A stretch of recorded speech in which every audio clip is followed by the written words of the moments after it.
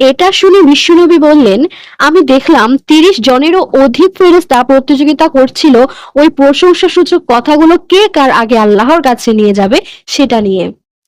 এজন্য আমাদের উচিত মন প্রাণ উজাড় করে বেশি বেশি আল্লাহর প্রশংসা করা।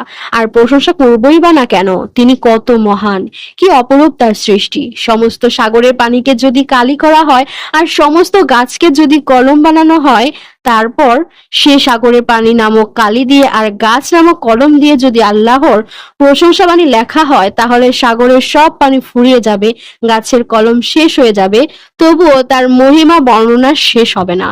পৃথিবীতে আল্লাহ তাআলার কত সাগর আর মহাসাগর সৃষ্টি করেছেন। প্রশান্ত মহাসাগর, আটলান্টিক মহাসাগর, উত্তর মহাসাগর, দক্ষিণ মহাসাগর, লোহিত সাগর, ভূমধ্য সাগর, চায়না সাগর, কৃষ্ণ সাগর, এই দেশের দক্ষিণে বঙ্গোপসাগর, এভাবে আরো কত সাগর।